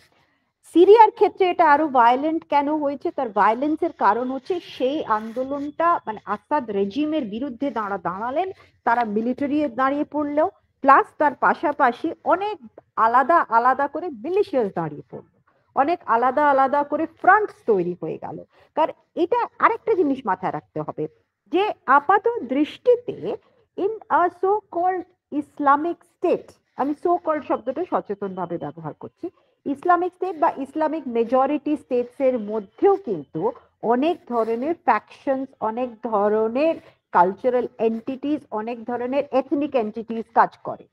Syria is an excellent example, অর্থাৎ যার মধ্যে আরো অনেক ধরনের, শুধু তারা ইসলামপন্থী মানুষ নয়, তার পাশাপাশি আরো অনেক ধরনের জাতি উপজাতি কাজ করছে। এক, দুই হচ্ছে যে পলিটিক্যাল ফোর্সেস এর মধ্যেও বিভেদ হয়ে গেছে এবং আর্মির মধ্যেও বিভেদ হয়ে গেছে। আমি ইনফ্যাক্ট যখন এই যুদ্ধের কথাগুলি হচ্ছে, আমরা বাংলাদেশ নিয়ে খুব চিন্তিত স্বাভাবিকভাবে, আমাদের প্রতিবেশী বলেই, কিন্তু আমি সিরিয়ার জায়গাটাও একটু ভাবার চেষ্টা করছিলাম যে তখনও ওই যেহেতু এই যুদ্ধটা তখন চলছিল, যেটা এখন গিয়ে আসাদের ক্ষমতাচ্যুতির দিকে এগিয়ে গেছে, সেখানে আমি দেখলাম যে কটা ফ্যাকশন সেখানে লড়াই করছে, কটা ফ্যাকশন অ্যাকচুয়ালি ওই সময় মানে এই যে সিভিল ওয়ার, এই দীর্ঘদিনের সিভিল ওয়ার, এই দীর্ঘদিনের সিভিল ওয়ারে কটা ফ্যাকশন তৈরি হয়েছে। দেখুন, একটা হচ্ছে, এটা আমি সবার সুবিধার্থে মানে জ্ঞাতার্থে বলছি, আমার ধারণা অনেকেই জানেন, একটা হচ্ছে সিরিয়ান আরব আর্মস ফোর্সেস, অর্থাৎ যেটা আর কি আপনার সিরিয়াকে রিপ্রেজেন্ট করছে, সরকারি পক্ষ। একটা সিরিয়ান ইন্টারিম গভর্নমেন্ট কোয়ালিশন আছে, তাদের সঙ্গে আপনার সিরিয়ান ন্যাশনাল আর্মি বলে যেটা আপনি বলছেন ভেঙে চলে এসছে, তার সঙ্গে অনেক ক্ষেত্রে টার্কিশ ব্যাক মিলিশিয়াসরা কাজ করছে, তারা 2011 থেকে কাজ করতে আরম্ভ করছে। Then you have another something call the Syrian salvation army বলে একটা স্যালভেশন আর্মি হয়েছে, এবং তারা লেড বাই ছোট ছোট মিলিশিয়াস, বাট সবচেয়ে বেশি যে গুরুত্বপূর্ণ যাদের ভূমিকা নিয়ে আমরা ইদানিং কালে দেখতে পেয়েছি, দ্যাট ইজ দ্য HTS ও দ্য হায়াত তাহার এল শাম বলে, দে আর ভেরি ইম্পর্টেন্ট। অনেকে মনে করেন যে তারা এক্স আল নুসরা ফ্রন্ট থেকে বেরিয়ে এসেছে, এইটা একটা ফোর্স কাজ করছে। প্লাস আপনার নর্থ ইস্ট অর্থাৎ রোজাভা অঞ্চল যেটাকে তারা আলাদা করে ঘোষণা করে ফেলেছিলেন, সেখানে SDF আছে, সেটাও আবার একটা হচ্ছে সিরিয়ান ডিফেন্স ফোর্সেস, তারা হচ্ছে মাল্টিকালচারাল গ্রুপ, মাল্টিকালচার কোয়ালিশন, এবং সেটা মার্কিন যুক্তরাষ্ট্রের দ্বারা সাহায্য পাচ্ছে, অর্থাৎ যেটা কম্বাইন্ড জয়েন্ট ফোর্সেস এর দ্বারা পাচ্ছে। সেখানে কুর্দিশ মিলিশিয়াদের প্রাধান্য রয়েছে, সেই জায়গাটা আছে। এবার তাছাড়াও এবার যদি আমি এদেরকে কাউকেও ইসলামিক না ভাবি, এদেরকে একদম বাদ দিয়ে কথা বলি, তাহলে আল নুসরা ফ্রন্টের আরেকটা আছে, আল কায়দার ব্রাঞ্চ আছে যারা হামাজউদ্দিন বলে নিজেদেরকে পরিচয় দেয়। And then the most important in the sense তাদের র্যাডিক্যালনেসের দিক থেকে ইসলামিক স্টেট। এবার আপনি ভাবুন যে একটা দেশের মধ্যে কতগুলো ভাগ, কতগুলো গোষ্ঠী, কতগুলো লড়াকু জাত, লড়াকু পক্ষ, কাজে এই বিবাদমান যুযুধান অবস্থান, this dragged the war till 11 years, 11 বছর ধরে লড়াই। এবং লড়াই 11 বছর ধরে লড়াই তো এত সহজে সম্ভব নয় যদি না বাইরের থেকে সাপোর্ট আসে, যদি না বাইরের থেকে ভূমিকা থাকে। আপনি নেটোর থেকে আরম্ভ করে দেখুন, GCCর ভূমিকা দেখুন, প্লাস আপনি একদিকে ইরান রাশিয়া দাঁড়িয়ে পড়েছে, অর্থাৎ Hezbollah and the Soviets on one side, সেটাও একটা অত্যন্ত অবাক কম্বিনেশন। অন্যদিকে মার্কিন যুক্তরাষ্ট্র দাঁড়িয়ে পড়েছে, আবার এদিকে আলাদা টার্কির একটা ভূমিকা আছে, তারা তাদের মতন করে লড়াই করছে। সো সব মিলিয়ে Syria was a very complicated. এবং আপনি যেটা ইসলামিক স্টেটের কথা বলছেন, ইসলামিক স্টেটের উত্থান তো সিরিয়াতে নয়, ইসলামিক স্টেটের উত্থান কোথায়? ইরাকে। এবং ইরাকের গল্প আমরা সবাই জানি, সেখানেও তাদেরকে ক্ষমতাচ্যুত করে সাদ্দামের পর থেকে যে সিচুয়েশন তৈরি হলো, সেই সিচুয়েশন না মার্কিন যুক্তরাষ্ট্র সামলাতে পারলো, না ভেতর থেকে সামলানো হলো, এবং ইসলামিক ফোর্সেস যে উত্থান হলো, তারা তখন তাদের মতন করে অগ্রগতি, মানে তারা এগোতে আরম্ভ করলো। নমস্কার, এইখানেই একটা জিনিস আপনি যে লাস্ট প্রশ্নটা করলেন খুব ইম্পর্টেন্ট, আমার মনে হয় যারা মানে আমাদের এই অঞ্চল নিয়ে চিন্তিত। আপনি দেখুন প্রতিটা জায়গায় যখন এই ধরনের হচ্ছে, আমরা মোটামুটি দেখতে পাচ্ছি একদিকে চায়না, ইরান, রাশিয়ার একটা অক্ষ কাজ করছে, রাইট, অন্যদিকে আমেরিকা, ইসরায়েলের একটা অক্ষ কাজ করছে। আবার আমরা দেখতে পাবো যে বিশেষ করে রিজিওনাল হেজিমনির ক্ষেত্রে কাতার, কুয়েতের একটা, যাদের রিচ সৌদি স্টেট গুলোর একটা অক্ষ কাজ করছে, রাইট, এটা বিভিন্ন, এবং টার্কি নিউ অ্যাক্সিস কখনো এদের সাথে। তো এই প্রশ্ন হচ্ছে যে বাংলাদেশের দিকেও কিন্তু আপনি যদি দেখতে পারেন, সেখানেও কিন্তু আমরা মাল্টিপল পলিটিক্যাল ফোর্স দেখতে পাচ্ছি। একদিকে যেমন বাংলাদেশে চট্টগ্রাম হিলি এরিয়াতে, ওটাকে আপনি কার্দিকদের সাথে কম্পেয়ার করতে পারেন, ওরাও হিলি এরিয়াতে একটা ইন্ডিপেন্ডেন্ট এথনিক ফোর্স। আবার বাংলাদেশের মেন ফোর্স গুলোর মধ্যে দেখুন, ওদের মধ্যে কিছু সেকুলার মুসলমান বাঙালি প্রো বেঙ্গলি সেকুলার ফোর্স আছে, যারা মানে প্রো ইয়ে টাইপের, বিএনপি টাইপের আছে। আবার হিন্দুরা সংগঠিত হচ্ছে, আর সবচেয়ে বড় হচ্ছে এখানে যেটা সুন্নি ইসলামপন্থী ফোর্স। এই বাংলাদেশেও এই পলিটিক্যাল আমরা কিন্তু পোলারাইজেশনটা দেখছি। তো যে কোনো গণতন্ত্র হলে সাধারণত বিভিন্ন শক্তিগুলো নিজেদের মধ্যে ইলেকশনের মাধ্যমে তাদের দ্বন্দ্বটাকে, তাদের কনফ্লিক্টটাকে সেটেল করে। কিন্তু আমরা যেটা দেখতে পাচ্ছি যে এই বিশেষত মুসলমান দেশগুলোতে এই দ্বন্দ্বটা সেটেলমেন্ট হচ্ছে গৃহযুদ্ধের মাধ্যমে, বন্দুকের মাধ্যমে তো একটা রাষ্ট্রের, কারণ একটা রাষ্ট্রের বিবর্তন হতে গেলে, ইভলিউশন হতে গেলে তার মধ্যে আপনি জানেন যে পলিটিক্যাল দ্বন্দ্ব থাকতেই হবে, এবং সেটাকে ভোটের মাধ্যমে তাদেরকে রিজলভ করতে হবে, আলোচনার মাধ্যমে রিজলভ করতে। সেটা না হয়ে এই যে বন্দুকের মাধ্যমে সেটেলড হওয়ার একটা প্রবণতা, এবং তার জন্য তারা বিভিন্ন রাষ্ট্রের কাছে যাচ্ছে, সে আমেরিকার কাছে যাচ্ছে, চায়না, ইরান অক্সেসের কাছে যাক, গিয়ে বন্দুকের মাধ্যমে সেটেল করার যে পলিটিক্যাল সেটেলমেন্টের যে প্রবণতাটা আমরা সিরিয়াতে দেখলাম, এবং যার ফল হলো যে 90% অফ দ্য সিরিয়ান আলটিমেটলি কিন্তু ডিসপ্লেস হয়ে গেল। 90% সিরিয়ান ডিসপ্লেস, তাদের রিফিউজি, অর্থনীতি ভেঙে গেল। আমি এটাই বলতে চাইছি যে বাংলাদেশে আপনি যদি দেখেন আজকে ওদের যে বিভিন্ন টিভিতে যে কালচারটা চলছে, যে there is no question of getting the problem resolved by democracy, right? They are trying to resolve it by whoever has the power. তো এইটা কি একটা ভয়ঙ্কর টেন্ডেন্সি দেখা যাচ্ছে না? দেখুন, বাংলাদেশকে তো ইদানিংকালে আমরা খুব ঘটনাচক্রে চর্চায় আছে, এবং খুব দুর্ভাগ্যবশত যা পরিস্থিতি তৈরি হয়েছে বাংলাদেশে, এটা সত্যি একটা অশনি সংকেত যে দেশটার অ্যাকচুয়ালি ভবিষ্যৎ কি। দেখুন, হাসিনাজি যখন ক্ষমতায় ছিলেন, সেখানে এক ধরনের ব্যবস্থা ছিল, সেটা যে একদম খুব ভালো, একদম নিখুঁত বা নিখাত ব্যবস্থা না। ইনফ্যাক্ট হাসিনাজি শেষের দিকে যা তার নীতি এবং বিশেষ করে গণতন্ত্র নিয়ে অনেক প্রশ্ন উঠেছিল, ফলে জন আক্রোশ তৈরি হয়েছিল, জন অসন্তোষ তৈরি হয়েছিল, এবং একটা খুব প্রগতিশীল আন্দোলনের কথা আমরা শুনতে পেয়েছি, যেটা নাকি অগস্ট মাসে গিয়ে তার ক্ষমতাচ্যুতিতে, মানে তাকে দেশ ছাড়া করে আলটিমেটলি সেই জায়গাটা একটা দাঁড়ালো। তারপর থেকে যেটা ঘটছে, প্রথম কথা হচ্ছে, এখানে অনেকেই প্রশ্ন তুলেছেন এবং এখানে আইনজ্ঞরা প্রশ্ন তুলেছেন। আমি আমার এখানে দু একজনের সঙ্গে কথা হয়েছে, তারা এবং যেটা নাকি শোনা যাচ্ছে যে ইন্টারিম গভর্নমেন্টের ভ্যালিডিটি নিয়ে প্রশ্ন উঠে গেছে। হাসিনাজি কি, আমার জানা নেই হাসিনাজি কি ফর্মালি রিজাইন করে দেশত্যাগ করেছেন। তা করার তিনি সুযোগও পাননি, সেই জায়গাটা তৈরি হয়, তিনি দেশ ছেড়ে চলে এসেছেন। চলে আসতে তাকে 40টি মিনিট সময় দেওয়া হয়েছিল, তিনি চলে আসতে বাধ্য হয়েছেন পার্শ্ববর্তী রাষ্ট্রে, অর্থাৎ ভারতের। এই মুহূর্তে তিনি আছেন অ্যাজ গেস্ট, তার এখানে পরিবার আছে, তার কাছে আছে। So therefore weather prime minister হাসিনাজি আছেন না আর্স্টওয়াইল প্রাইম মিনিস্টার হাসিনাজি আছেন, এটা নিয়ে একটা প্রশ্ন। গণতন্ত্রের যদি আমরা পরত মাপি এবং তখন আমরা ভাবি যে গণতান্ত্রিক প্রক্রিয়াতে আমরা সমাধান করব, প্রথম প্রশ্ন আমার কাছে রাষ্ট্রবিজ্ঞানের ছাত্রী হিসেবে যে এইটা কি পরিষ্কার হয়েছে। দ্বিতীয় হচ্ছে যে ইন্টারিম গভর্নমেন্ট, তার ভ্যালিডিটি কিভাবে হয়। যদি ইনি ক্ষমতাচ্যুত না হয়েছেন, ফর্মালি তিনি যদি না দিয়ে থাকেন, তাহলে how does it function. Interim গভর্নমেন্টের কি কাজ, অর্থাৎ যে ইন্টারিম গভর্নমেন্ট দায়িত্বে ইউনূস সাহেব খুবই গণ্যমান্য মানুষ, এবং তিনি শান্তি নোবেল পুরস্কার পেয়েছে, কাজে প্রত্যাশা তার কাছে যে তিনি ব্যবস্থার মধ্যে শান্তি কায়েম করতে পারবেন। কিন্তু দিনোত্তর যে পরিস্থিতি দেখা যাচ্ছে, যেটা একটা রাজনৈতিক আন্দোলন ছিল, আবার যে জিনিসটা সিরিয়াতে ঘটেছে, যে রাজনৈতিক আন্দোলন ছিল, রাজনৈতিক রেজিস্টেন্স ছিল, যার থেকে একটা আরো ভালো ব্যবস্থার গোড়াপত্তনের মানে সুযোগ তৈরি হয়েছিল বলে যারা আন্দোলন করছিলেন তারা দাবি করেছিলেন, সেই জায়গাটাতে আবার র্যাডিক্যাল ফোর্সেসরা ফ্রি রাইড করেছে। তার র্যাডিক্যাল ফোর্সেসরা, দেখুন, রাতারাতি কিন্তু তৈরি হয় না, অর্থাৎ একটা ধর্মীয় গোড়া ভাবটা রাতারাতি আসবে না। নিশ্চয়ই সেই রাতারাতি মানে গোড়া ভাবটা, এই ধারাটা, এই টেন্ডেন্সিটা ডেফিনেটলি সিস্টেমের মধ্যে ছিল, এবং সেটা একটা হয়তো বলতে পারেন একটা লো লেভেলে ছিল, একটা নির্দিষ্ট লেভেলে ছিল, যেটার বহিঃপ্রকাশ হয়নি।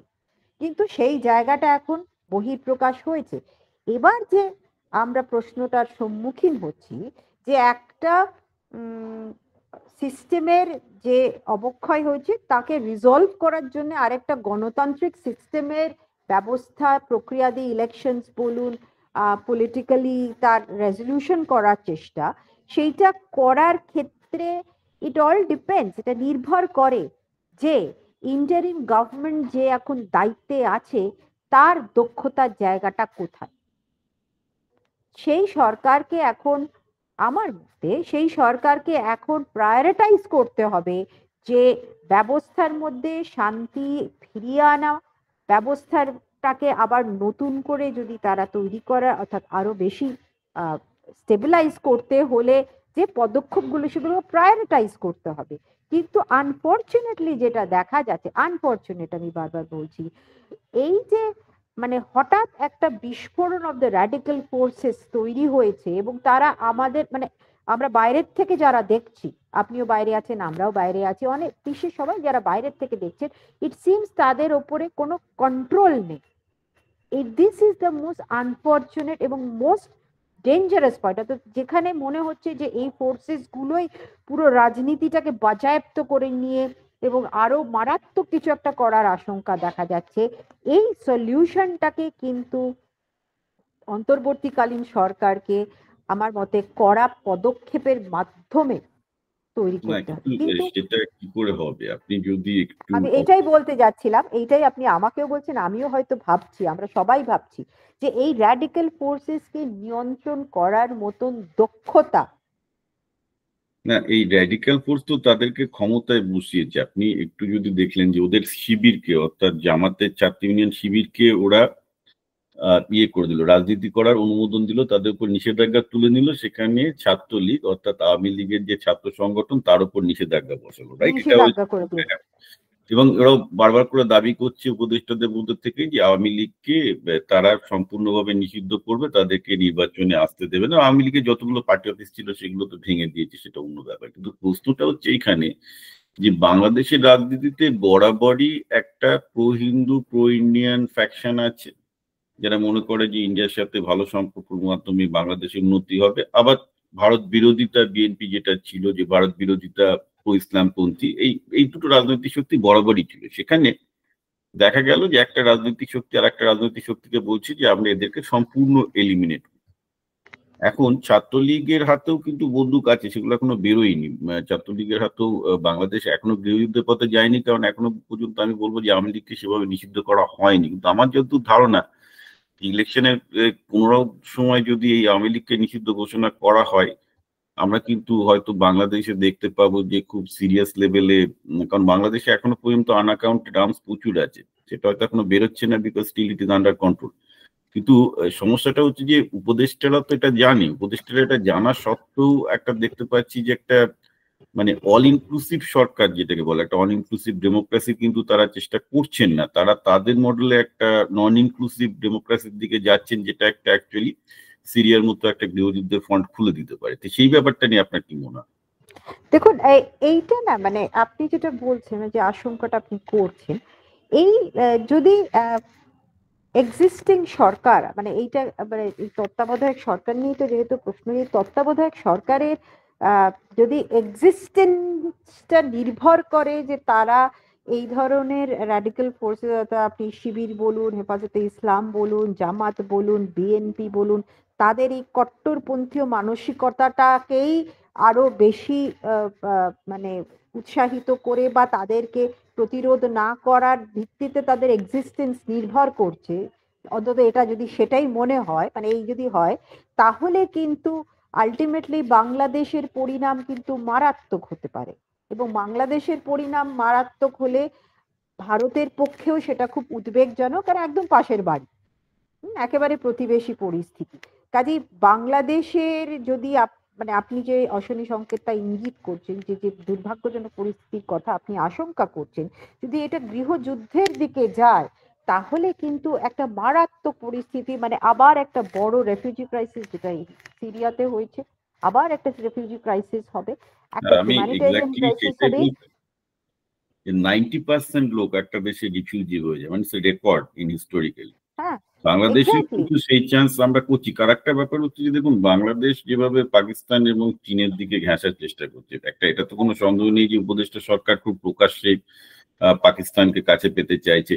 ইনফ্যাক্ট পাকিস্তানের জাহাজ তো অলরেডি হ্যাঁ, আসতে আরম্ভ করেছে। তো হ্যাঁ, এখানে একটা খুব ইন্টারেস্টিং ঘটনা সবাইকে বলে রাখার জন্য, যে হাসিনা কিন্তু তার আমলে অ্যাজ সাচ কিন্তু পাকিস্তান, চায়না, আমেরিকা কাউকে ডিসক্রিমিনেট করেনি। আপনি যদি হাসিনার আমলে বাংলাদেশের এক্স্যাক্টলি। বিজনেস দেখেন, সেখানে ভারত করতো $16 বিলিয়ন বিজনেস, চীন করতো $20 বিলিয়ন বিজনেস, আমেরিকা করতো $1 বিলিয়ন বিজনেস, পাকিস্তানও বিজনেস করেছে, যদিও অতটা ইয়ে ছিল না।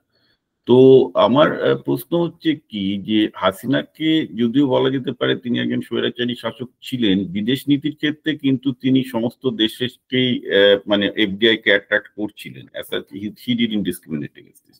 কিন্তু এখন যে পরিস্থিতি হয়েছে ধরুন বাংলাদেশে, সেখানে যদি চায়না কিছু করতেও যায়, ধরা যাক যে চায়না বাংলাদেশের জন্য কিছু করার চেষ্টা করলো, মজার ব্যাপার হচ্ছে যে চাইনিজ ফার্মগুলো বাংলাদেশে ইভেন অপারেট করে, তাদের মধ্যেও অনেক ইন্ডিয়ান এমপ্লয়ি আছে, মানে ইন্ডিয়ার সাথে কোলাবোরেশন করে অনেক চাইনিজ প্রজেক্ট চলে। এটা খুব ইন্টারেস্টিং যে চাইনিজ অল অলং ইন্ডিয়ার সাহায্য ছাড়াও সেখানে চাইনিজ ইনভেস্টমেন্ট টেকাতে পারবে কিনা, বা রাশিয়ার জন্য যে ওখানে যে নিউক্লিয়ার থার্মাল পাওয়ার প্ল্যান্টটা করছিল সেখানেও কিন্তু প্রচুর ইন্ডিয়ান কাজ করে, মানে they need, everybody needed the help of the Indian technologies, not technology, to build there, অর্থাৎ একটা কোলাবোরেশন দরকার। হঠাৎ করে দেখা যাচ্ছে যে সেখানে তাদের উপদেষ্টা সরকার আসিফ নজরুল যিনি আছেন, যে তারা প্রকাশ্যে যে কোনো ভারতীয় ইঞ্জিনিয়ার বা যারা ওখানে আমেরিকা মানে বাংলাদেশে কাজ করতে আসেন তাদের বিরুদ্ধে কথাবার্তা বলছে। It's like a very absurd thing, মানে একটা আত্মহত্যার মতো একটা পরিস্থিতি তৈরি করেছে এবং যে যার মতো পলিটিক্যাল খেলাটা খেলছে, because there is no probably elected government and no accountability on the side of the আপনার এই কারেন্ট যে বাংলাদেশে ইন্টারিম গভর্নমেন্ট আছে। এই পরিস্থিতি তো সাস্টেনেবল নয়, কারণ অলরেডি আপনারা দেখতে পাচ্ছেন বাংলাদেশে খাবারের দাম যেভাবে বেড়ে চলেছে তাতে লোকের মধ্যে অসন্তোষ বাড়ছে। So this is going to unstable country. It is not going nowhere actually. এইটা প্রসঙ্গে আপনি বলুন যে আপনি দেখতে পাচ্ছেন যে অর্থনৈতিক, যেটা সিরিয়াতে হয়েছে, একটা অর্থনৈতিক বিপর্যয়ের পর তারপরে কন্ট্রোল করতে পারবেন না, then it's become totally uncontrollable at certain point. Exactly, আমি ইনফ্যাক্ট এই কথাটাই গতকাল বা তার আগের দিন আলোচনায় বলছিলাম যে বাংলাদেশকে রিয়ালিটি চেক করার খুব দরকার। এই অন্তর্বর্তী সরকারকে বুঝতে হবে যে দেশের মানুষের প্রয়োজন এই মুহূর্তে হচ্ছে তাদের অর্থনৈতিক স্থায়িত্ব, দৈনন্দিন জীবনযাত্রার যে পণ্যের যে পণ্যগুলো আছে তার দাম, খাদ্যদ্রব্যের দাম আকাশ ছোঁয়া হতে চলেছে। কাজে সেই পরিস্থিতিতে যদি তারা প্রায়োরিটাইজিং, বারবার বলছি it is a matter of prioritise করতে হবে। চাইনিজরা তাদের মতন করে সেখানে ইনভেস্ট করেছেন, মার্কিনিরা। এবং আমি আরেকটা কথা বলি, যেহেতু আপনি প্রসঙ্গটা বলছেন আমি ভুলে যাব বলতে, সেটা হচ্ছে যে দেখুন অ্যাকচুয়ালি কিন্তু পররাষ্ট্র নীতি কখনো বাইনারিতে চলতে পারে না। তার কারণ হচ্ছে পলিটিক্যাল ইকোনমি বলে বস্তুটি এমন একটা জোরদার বস্তু যে কোনো রাষ্ট্রের আনটিল সেই রাষ্ট্র একটা সাংঘাতিক কিছু মারাত্মক করে ফেলেছে এবং তার সঙ্গে সম্পর্ক রাখাটা সভ্য সমাজের পক্ষে সম্ভব না, তাহলে একটা ডিপ্লোম্যাটিক ডিসিশন যে আমরা তাদের সঙ্গে ব্যবসা বাণিজ্য করবো না, তাদের থেকে একেবারে বিচ্ছিন্ন হয়ে যাব, সেটা অন্য কথা। মানে ধরুন ইস্ট পাকিস্তানের সময় যখন পরিস্থিতি ছিল সেটা একটা যুক্তি হতে পারে। বাংলাদেশের 90% লোককে তো সেটাই করা হচ্ছে, যদি মিডিয়াগুলো লক্ষ্য করেন ওরা সেই দিকেই খেপাচ্ছে যে ভারতের সাথে কোনো সম্পর্ক রাখা যাবে না।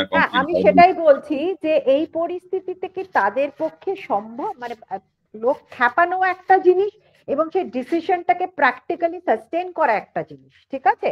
আমরা মানে লোক খেপিয়ে একটা বলতে পারি বাগাড়ম্বরতার মাধ্যমে একটা কিছু প্রমাণ করার চেষ্টা করলাম যে অ্যান্টি ইন্ডিয়ান সেন্টিমেন্টটা এই মুহূর্তে খুব পপুলার মনে হচ্ছে, ফলে আমি অ্যান্টি ইন্ডিয়ান সেন্টিমেন্টটাকে নিয়েই কাজ করি, ঠিক আছে? সেইটাতে খানিকটা পলিটিক্যাল মাইলেজ পাওয়া যায়। আমি যেটা ক্যাটেগরিক্যালি মনে করি, এই পয়েন্টে একটু বলা আমার মনে হয় খুব দরকার, সেটা হচ্ছে যে দেখুন একটা রাজনৈতিক দল এবং বিভিন্ন রাজনৈতিক দল এবং প্রতিক্রিয়াশীল গোষ্ঠী তারা রিয়্যাক্ট করবেন, তারা ভারত বিরোধী কথাবার্তা বলবেন, তারা বিশেষ ধর্মের প্রতি আরোপ করবেন, বা কোনো রাজনৈতিক দল বা বিরোধী পক্ষকে তারা একেবারে নির্মূল করে দিতে পারে। কিন্তু এটা সরকার অ্যাজ আ গভর্নমেন্ট তাকে ডিসাইড করতে হবে যে কোন কোন কথাগুলি গ্রহণযোগ্য, কোন কোন দাবিগুলোকে মেনে নেওয়া যায়, কোন কোন বিষয়গুলোকে সমর্থন করা যায়। এখন যদি এই গভর্নমেন্টের এক্সিস্টেন্সিয়াল ক্রাইসিসটা এমন স্তরে এসে যায় যে রাডিক্যাল ফোর্সেস বা বিএনপি বা হেফাজত বা ইসলামিক ছাত্র শিবিরকে সমর্থন না করলে তাদের অস্তিত্বের সংকট হবে, তাহলে তো বাবু মানে সত্যি কথা বলতে এই মানে এই গভর্নমেন্টের মানে এক্সিস্টেন্স নিয়ে প্রশ্ন উঠবে, মানে এদের এবিলিটি তারা যে মনে হচ্ছে না যে সেই প্রশ্নটা উঠে গেছে, কারণ আপনি যদি সেটা অলরেডি উঠে গেছে বলে আমি আমার মানে আমার ধারণা যারা এই বিষয়টা নিয়ে চিন্তা ভাবনা করছেন তারা এই বিষয়টা নিশ্চয়ই বুঝতে পারছেন, এবং আমার ধারণা মানে সরকারের মধ্যেও অনেকে এটা বুঝতে অসুবিধা হওয়ার কথা নয় যে দেখুন যে যদি মানে এ ধরনের পরিস্থিতি হয় যে যেখানে এক ধরনের সেন্টিমেন্টকে যত বেশি মানে বাড়তে দেবে। আরেকটা কথা এখানে একটুখানি সূক্ষ্ম করে বলে নেওয়া উচিত যে দেখুন যে এক্সিস্টিং রয়েছে গভর্নমেন্ট অফ দ্য ডে, আমি গভর্নমেন্ট অফ দ্য ডে শব্দটাই ব্যবহার করছি, গভর্নমেন্ট অফ দ্য ডে রয়েছে, তাদের তো সেই ধরনের কোনো পলিটিক্যালি কোনো কমিটমেন্ট কোথাও কোনো দলের প্রতি থাকার কথা ছিল না।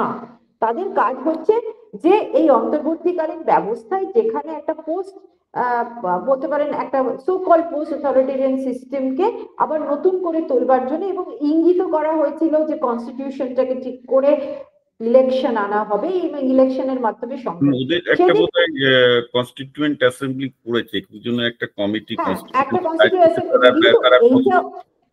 এইটারও তো একটা টাইম ইয়ে থাকার দরকার আছে, এইখানে দেখুন লোকজন যেটা বলছে, আপনি দেখুন এই যে চিন্ময় কৃষ্ণ দাস প্রভুর যে ঘটনাটা, এটাতে হেফাজতকে খুশি করতে করেছে। ইনফ্যাক্ট আপনি যদি বিএনপি স্টেটমেন্ট দেখেন বা ইভেন বাংলাদেশেরও যারা এখন যারা পরিষ্কারভাবে বুঝতে পারছেন যে কৃষ্ণদাস প্রভুর এগেনস্টে কোনো কেসই হয় না, রাইট, মানে কোনো অপরাধ তিনি করেন, অথচ তাকে জেলে পুরে দেওয়া হলো, তাকে উকিল দেওয়া হচ্ছে না, এটা একটা একদম, এবং এটা পুরোটাই কিন্তু হয়েছে হেফাজতের অঙ্গুলি হেলানো, সবাই দেখতে পাচ্ছি যে।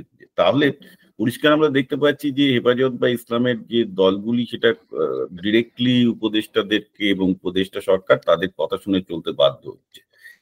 এরপরে কি আপনার মনে হয় যে উই ক্যান কনসিডার দ্যাট এই উপদেষ্টা সরকার মানে তারা তাদের যে ভূমিকাটা পালন করার কথা ছিল, যে তারা নেক্সট ইলেকশনের পথটাকে পরিষ্কার করে দেবে বা ইলেকট্রাল রিফর্ম গুলো আনবে, সেটা না করে যেটা দেখা যাচ্ছে ক্রমাগত তারা ক্ষমতাটা আস্তে আস্তে একটা ইসলামপন্থী লোকেদের দলগুলোর হাতে ক্ষমতা অন্তরের দিকে এগোচ্ছে বলে অনেকেই যেটা মনে করতে পারে, মানে looking at the early sign. এবং সেটা হলে কিন্তু একটা ভীষণ রকমের বাংলাদেশের গৃহযুদ্ধ বাদবেই, কারণ সেক্ষেত্রে ইন্ডিয়াও তাদের পক্ষের শক্তিগুলোকে মদত দেবে এবং country will be politically unstable. দেখুন এইটা আমি প্রথমেই যে আলোচনার থেকে বলেছিলাম যে যখনই পাওয়ার ট্রানজিশন হয়, পাওয়ার ট্রানজিশনে মানে এটা খানিকটা ধরুন আমরা ছোটবেলায় যে ভূগোলে পড়েছিলাম যে কিভাবে ঝড় আসে, যখন উষ্ণ বায়ুটা বাষ্প হয়ে ওপরে উঠে যায়, একটা শূন্য জায়গা আসে, এই শূন্য জায়গাটার মধ্যে ঠান্ডা হাওয়া হুড় করে ঢুকলে সেটাকেই আমরা কালবৈশাখী হিসেবে ধরি বা ঝড় হিসেবে ধরি। তো খানিকটা সেই আমরা যদি মেটাফোরটা ব্যবহার করবো, সেইটাকে ইউজ করি, যখন একটা মানে খুব strong leadership, albeit authoritarian leader, সেই স্ট্রং লিডার তাকে ক্ষমতাচ্যুত করা হয়, সেখানে একটা ভ্যাকিউম তৈরি হলো, এবং সেই ভ্যাকিউমটাকে পূরণ করার জন্য অনেক অনেক দল, until unless it is essentially a binary system, যে ধরুন ডেমোক্রেসি, ধরুন বা ইয়েতে আছে আপনার আমরা দেখেছি in the case of United states Republican নালে ডেমোক্রেট, ডেমোক্রেট হলে রিপাবলিকান। হ্যাঁ, বাংলাদেশেও তাই ছিল যে আওয়ামী লীগ না হলে বিএনপি, বিএনপি নালে আওয়ামী লীগ, এরকমই দীর্ঘদিনের রাজনীতি আমরা দেখছি। কিন্তু এই মুহূর্তে আওয়ামী লীগের যে নেত্রী, তার দরুন যে সিস্টেমটা তৈরি হয়েছিল সেটাকে সরিয়ে দেওয়াটা একদম ঠিক হয়েছে। এই অর্থে ইন দ্য সেন্স এই গণতান্ত্রিক জায়গাটাকে যদি আমরা অ্যাড্রেস করতে চাইতাম, তার অথরিটেরিয়ান পলিসিস নিয়ে তাকে খানিকটা সরে যাওয়াটা এই আন্দোলনের মাধ্যমে ঘটেছে। কিন্তু এই যে ভ্যাকিউমটা তৈরি হয়েছে, তার দরুন যে ভ্যাকিউমটা তৈরি হয়েছে, তাতে অবভিয়াসলি বুঝতে হবে যে এক্সিস্টিং যে সরকারটা রয়েছে তাদের তাদের মানে প্রায়োরিটিটা কি, তাদের প্রায়োরিটি কি অ্যাকচুয়ালি মানে সিস্টেমের মধ্যে আবার নতুন ঠিক মতন করে গণতান্ত্রিক ব্যবস্থার গোড়াপত্তন করা, ইলেকশন করা, কনস্টিটিউয়েন্ট অ্যাসেম্বলির মাধ্যমে যেখানে যেখানে সংবিধানটাকে সংশোধন করার দরকার, নাকি নাকি এই মুহূর্তে তাদের নিজেদের এক্সিস্টেন্সিয়াল ক্রাইসিসের জন্য যে ফোর্সেস গুলোর মাধ্যমে তারা থাকতে পারবে, তারা পপুলারাইজ হতে হবে। ফলে কি হলো, যে আন্দোলনটা গণতান্ত্রিক আন্দোলন এবং প্রগতিশীল আন্দোলন হিসেবে ব্যবহার হয়েছিল, আনফর্চুনেটলি সেটা আমার এখন কেন যেন মনে হচ্ছে প্রায় হাইজ্যাক্ট হয়ে গেছে। হাইজ্যাক্ট হয়ে গিয়ে একেবারেই যেটা অনভিপ্রেত, অবাঞ্ছিত একটা ইসলামিক র্যাডিক্যালাইজেশনের জায়গাটা, সেই শূন্যতাটাকে ভরে ফেলছে এবং খুব তাড়াতাড়ি ভরে ফেলছে। এবং এই জিনিসটা এক্সিস্টিং একটা নজরদারি ব্যবস্থার মানে নজরে থেকে হচ্ছে। এক্সিস্টিং নজরদারি ব্যবস্থাটা মানে হচ্ছে, আমি ইউনিট সরকারকে বলছি, সেই ইউনিট সরকারের নজরদারির মধ্যে, সেই গ্যাপটার মধ্যে র্যাডিক্যাল ফোর্সেস ঢুকে পড়েছে। এবং সবচেয়ে বড় কথা, আনফর্চুনেটলি আপনি যেটা পড়ছেন, যে তাকে কিন্তু সমর্থনও কিন্তু মানে তত্ত্বাবধায়ক সরকার করছে। তত্ত্বাবধায়ক সরকার কি সমর্থন না করলে এক্সিস্ট করতে পারবে না, এই জায়গাটা কি তারা উপলব্ধি করছে? তাদের কি এটা আশঙ্কা যে যদি কোনো কারণে তারা ইসলামিক ধরুন ছাত্র শিবিরের অপোজিশন করে বা হেফাজতে ইসলামের অপোজিশন করে বা বিএনপি কে কোনো কারণে একইভাবে তারা নিয়ন্ত্রণ, এবং সবচেয়ে বড় করা এই যে আহ সম্প্রদায় ভিত্তিক যে আতঙ্ক ছড়ানো হচ্ছে, এটা তো একটা ল এন্ড অর্ডারেরও পরিস্থিতি, এটা তো ল এন্ড অর্ডারেরও একটা পরিস্থিতি, সেটাকেও তো তারা অ্যাড্রেস করার চেষ্টা করছেন না। কাজে এতটা ফ্রি হ্যান্ড দিয়ে দেওয়া কি এতটাই তারা ফ্রম গো এক্সিস্টিং মানে এক্সিস্টেন্সিয়াল ক্রাইসিসে ভুগছে, মানে এটা আমার কাছে একটা এটা একটা অদ্ভুত পরিস্থিতি। গভর্নমেন্টের ক্ষেত্রে এটা একটা প্রবলেম হবে, তাদেরকে এটা কোন একটা পাওয়ারফুল গোষ্ঠীর হাত ধরে টিকে থাকা ছাড়া সম্ভব হবে না। এই নিয়ে ডক্টর নস্কর আপনার অনেক ধন্যবাদ। আপনি যদি একটা কোনো কনক্লুসিভ রিমার্ক করেন, বিকজ অবভিয়াসলি এটা একটা চিন্তার ব্যাপার যে বাংলাদেশে যদি এরা ধরনের গৃহযুদ্ধ সে যে ফর্মেই হোক না কেন একটা যদি শুরু হয়, ভারতে রিফিউজির ঢল তো নামবেই, আরো অনেক কিছু আনইনটেন্ডেড কনসিকুয়েন্স হতে পারে। কারণ সবসময় সিরিয়াতে যেটা হয়েছে যে পৃথিবীর প্রতিটা মানে গোষ্ঠী প্রক্সি আমরা যেটাকে বলি আর কি, প্রক্সি গুলো মানে সমস্ত ইসলামিক গোষ্ঠী জঙ্গি গোষ্ঠীগুলো প্রক্সি গুলো গিয়ে বাংলাদেশে জড়ো হবে, তার মানে ওয়েস্ট বেঙ্গল এফেক্টেড হবে। তো that's the probably the most heinous thing we can see, right? কারণ ঘরের পাশে সিরিয়া মানে ঘরের পাশে ক্যান্সার হওয়া উচিত প্রবলি। হ্যাঁ মানে সে তো আপনাদের মানে বাংলাদেশের যারা রয়েছেন নেতারা মানে র্যাডিক্যাল নেসেস, তারা তো ইসকনকে ক্যান্সারই বলছে এখন, মানে একদম ওপেনলি যা আমরা মিডিয়া দেখতে পাচ্ছি। মজার ব্যাপারটা যেটা হচ্ছে সেটা হচ্ছে যে we are inviting this situation without even understanding যে তারা এই গৃহযুদ্ধের পরিস্থিতিটাকে বুঝে বা না বুঝে, সে বাংলাদেশে সেকুলার পন্থী হোক, ইসলামপন্থী হোক, ভদ্রপন্থী হোক, সবাই কিন্তু বুঝে না বুঝে একটা গৃহযুদ্ধের সিচুয়েশনকে ইনভাইট করছে, যেটা খুব ভয়ঙ্কর ব্যাপার। কারণ আমরা সিরিয়ার উদাহরণটা থেকে একটা জিনিস শেখার আছে যে যদি পলিটিক্যাল কনফ্লিক্ট গুলো কেউ যদি ডেমোক্রেটিক্যালি রিজলভ না করে গায়ের জোর দিয়ে সলভ করতে যায় যে আমারটা পলিটিক্যাল পজিশনটাই ঠিক, তাহলে যে একটা দেশ সিভিল ওয়ারের দিকে যাবে, এবং সিভিল ওয়ারের দিকে যা মানে সে দেশের 90% লোক ডিসপ্লেসড হবে, তাদের অর্থনৈতিক ধ্বংস হবে। এই যে শুভ চেতনা বা এই যে শুভ শিক্ষা, সেটাই বাংলাদেশের যে মানে পলিটিক্যাল এন্টিটি তাদের মধ্যে দেখা যাচ্ছে না। That is actually my major concern. আপনি যদি এইটা ব্যাপারটা নিয়ে যদি কনক্লুড করেন ভালো। দেখুন আমার বিশ্বাস, এখনো আপনি বলছেন যদিও বা যে সিংহভাগ মানুষ এটা উপলব্ধি করতে পারছে না, কিন্তু এটা আমার বিশ্বাস যে দেশের মধ্যে বাংলাদেশের মধ্যে এখনো শুভ বুদ্ধি সম্পন্ন মানুষ আছেন, যদিও বা এখন এইটা খুব দেখা যাচ্ছে যে এই মানে যেটাকে বলি যে অ্যান্টি মানে মানে আপনার রাষ্ট্র বা রাষ্ট্র না হোক র্যাডিক্যাল ফোর্সেসের যে কোপ, সে কোপটা দুদিকে গেছে। একটা হচ্ছে যে আপনার আওয়ামী লীগের যারা অনুগামী রয়েছেন, যারা বলতে পারেন একসময় আওয়ামী লীগের কোনো না কোনো শাখা প্রশাখা বা তাদের থেকে সুবিধে পেয়েছে, তাদের বিরুদ্ধে একটা উইচ হান্টিং এর জায়গা তৈরি হয়েছে। আরেকটা হচ্ছে ডেফিনেটলি এই সম্প্রদায় ভিত্তিক যে এই ধরনের আক্রমণ, সেইটা হয়েছে, এবং সেই আক্রমণটাকে এই দুটোকেই কিন্তু বাইনারি হিসেবে ইন্ডিয়ার সঙ্গে লিঙ্ক করে দেওয়া হয়েছে, যে আওয়ামী লীগের যারা রয়েছেন তারা ইন্ডিয়া পক্ষীয় মানুষ, কাজে ভারত বিদ্বেষ করতে হলে তাদেরকেও মারো ধরো, তাদেরকে আক্রমণ করো। আর তারা হিন্দু সম্প্রদায়ের মানুষ রয়েছেন, যারা সংখ্যালঘু রয়েছেন, তাদেরকেও মারো ধরো, কারণ হিন্দুত্বের চোখে ভারত জয়ী। এই একটা মানে ন্যারেটিভ তৈরি হয়ে গেছে। সে ন্যারেটিভটা যে কতটা ঠিক কতটা ভুল সেটা অ্যাকচুয়ালি তারা কিন্তু ভাবছেন না। এটা ভাবছেন না যে যারা দেশের ভেতরে আছেন তারা কিন্তু বাংলাদেশ নাগরিক। এই ন্যারেটিভটা কিন্তু 75 থেকেই চলছে, কারণ যখন শেখ মুজিবের ফ্যামিলিকে পুরো হত্যা করা হয়, যেদিন হত্যা করা হলো সেদিন সকালে যে রেডিও ট্রান্সমিশনটা হয়েছিল সেটা ফরচুনেটলি এখন ইউটিউবে পাওয়া যায়। তো সেখানে দেখবেন যে বলা হয়েছিল যে শেখ মুজিব ভারতের দালাল, তাকে নির্মূল করা হলো। এখন টিভিতে 75-এ 15 অগস্ট ওনাকে খুন করা হয়েছিল। তো সেটা পরে আসবো, কিন্তু আমি যেটা খুব অবাক হয়ে যাই যে তখনও যে ধরনের একটা অ্যান্টি ইন্ডিয়া অ্যান্টি সেন্টিমেন্ট ছিল, ইটস পারসিস্ট রাইট নাও। মানে 75 থেকে 2005 অলমোস্ট লাইক ফর 50 ইয়ার্স হয়ে গেল একই রকমের একটা অন্ধ ভারত বিরোধিতা। মানে শেখ মুজিব ভারতের দালাল, সে ভারতের মাধ্যমে এক না একতন্ত্র ক্ষমতা দখল করেছে। সেম থিং হলো হাসিনা বিরুদ্ধে। This series of thinking and then this this ethos এই ধারণাটা কিন্তু খুব চলে আসছে, and I don't think that is good for India, মানে sitting right across definitely it is not good for India. দেখুন, আমার পাশের বাড়িতে অশান্তি, অরাজকতা, যদি অনাসৃষ্টি হয়, সেটা ডিরেক্টলি আমাকে ইম্প্যাক্ট করবে, এটা বলার কোনো অপেক্ষা রাখে না। কাজে এবং বাংলাদেশ একটা ভারত বেষ্টিত রাষ্ট্র, তো so that is one concept. এটাও আমার মনে হয় একটা কারণ, যে একটা দেশের দ্বারা যদি চারদিক থেকে বেষ্টিত হয়, কাজে সেইখানে কোথাও একটা আমার মনে হয় একটা কনসার্ন সারাক্ষণ কাজ করে, যে এত বড় একটা অতিকায় রাষ্ট্র, এত একটা ক্ষমতাধর রাষ্ট্র, সে চারধারে বসে আছে বা অবস্থিত, কাজে তার সেটাও একটা চিন্তা বা দুশ্চিন্তা বা কারো কারোর ক্ষেত্রে রাগের কারণ। আপনি বলছেন যে 75 থেকে সেই ন্যারেটিভটা রয়েছে, এবং 75 থেকে সেই ন্যারেটিভটা তাহলে সিস্টেমে ইথোসের মধ্যে কোথাও কখনো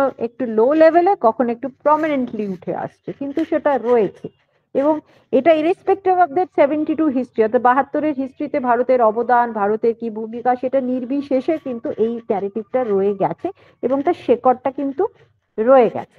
এবং এটা লার্জার আমার মনে হয় ইন্ডিয়ান জিওপলিটিক্স, দক্ষিণ এশিয়ার যে অবস্থান, তার একটা অঙ্গ এটা রয়ে গেছে। কিন্তু তা সত্ত্বেও আমার বিশ্বাস যে বাংলাদেশের মধ্যে এখনো কিছু ব্যালেন্স, শুভবুদ্ধি মানুষ রয়েছে। এখন ভারতের দিক থেকে আমার মনে হয় যে জিনিসটা ভারতের ক্ষেত্রে করা উচিত বা করা হয়নি হয়তো ঠিক মতন করে, সেটা হচ্ছে রিচিং আউট টু সেই ধরনের ব্যালেন্সড মানুষজন যারা অ্যাকচুয়ালি ব্যাপারটা বাইনারিতে দেখছেন না, ইন্ডিয়া বনাম বাংলাদেশ, ধর্ম বনাম বাংলাদেশ। মিডিয়াতে দেখেন there is no existence of that, everything is binary now. It is totally anti media, it's a very ridiculous thing. সেই জায়গাটা এই জিনিস বাই দ্য ওয়ে আমি কিন্তু ভারতের মিডিয়াকেও দোষ দেবো, it become very binary against Bangladesh, Bangladesh become very binary against India, so there is absolutely very little common ground যেটা আপনি দেখতে পাবেন। কমন গ্রাউন্ডটা কিন্তু একদম ঠিক, মিডিয়ার মাধ্যমেই তো পৃথিবীর মানুষজন, আমরা আপনাদের মানে বাংলাদেশ সম্বন্ধে যাচ্ছি, বাংলাদেশ আমাদের সম্বন্ধে আছে, বাংলাদেশ পৃথিবী সম্বন্ধে আছে, আমরা পৃথিবী সম্বন্ধে আছি। কিন্তু আমি যেটা সবসময় ডিসাইফার করার চেষ্টা করছি, অর্থাৎ আমি নিজের মতন করে ভাবার চেষ্টা করছি, এই যে হিস্টেরিয়া তৈরি হয়েছে, হ্যাঁ, এই যে হিস্টেরিয়া, আমি এটা হিস্টেরিয়াই শব্দ ব্যাপার, এই যে হিস্টেরিয়াটা তৈরি হচ্ছে, যেটা মিডিয়ার মাধ্যমে আরো বেশি ছড়িয়ে পড়েছে, media I hope will be able to also, মানে তারাও খানিকটা দায়িত্বশীল হবে। কিন্তু যে হিস্টেরিয়াটা, তবে এটাও ঠিক, যা রটে তার কিছু হলে হতো, সত্যি বটে তো বটে। এবং শুধু মিডিয়া না, মাস মিডিয়া, সোশ্যাল মিডিয়া, হেন তেন সব মিলিয়ে রয়েছে। এবারে এইটা কিন্তু একটা রাজনৈতিক স্তরে কাজটা হচ্ছে, রাজনৈতিক দলগুলি কথা বলছে, পাল্টা রাজনৈতিক দলেরা কথা বলছে, এখানকার যারা সংগঠন রয়েছে তারা নিয়ন্ত্রণ করছে, কাজে এই জায়গাটা একটা লেভেলে কিন্তু এই হিস্টেরিয়াটা অপারেট করছে। কিন্তু ডিপ্লোম্যাটিক্যালি, কূটনৈতিক দিক থেকে দুটো রাষ্ট্রের মধ্যে যারা দায়িত্বে রয়েছেন, যারা অ্যাকচুয়ালি সিদ্ধান্ত গ্রহণের জায়গাতে রয়েছে, তাদেরকে খুব ব্যালেন্সড ভাবে, ইনফ্লুয়েন্সড না হয়ে কিন্তু যোগাযোগটা রেখে সমাধানের দিকে যেতে হবে। কারণ এটা তো একটা মানে রূঢ় বাস্তব, we can not wish away each other, we cannot wish away each other. But unfortunately that is the situation. Doctor Nusrat, আপনাকে অনেক ধন্যবাদ। আমরা সুবুদ্ধি মানুষ সম্পর্কে অনেক কিছু উইশ করতে পারি, but I don't think that there is that kind of goodwill prevailing anymore. That's the main problem. Well, we will have to wait and watch, prepare for the worst and hope for the best. Mr. Pal, thank you আপনাকে এই সুযোগ দেবার জন্য। খুব ভালো লাগলো আমার, আশা করি আমার আলোচনার থেকে আমার মতন করে আমি যতটুকু পেয়েছি। না না, আপনি খুব ভালোই বলেছেন, থ্যাংক ইউ। আমি রেকর্ডিং এখানে স্টপ করছি। So thank you very much for your thank you for having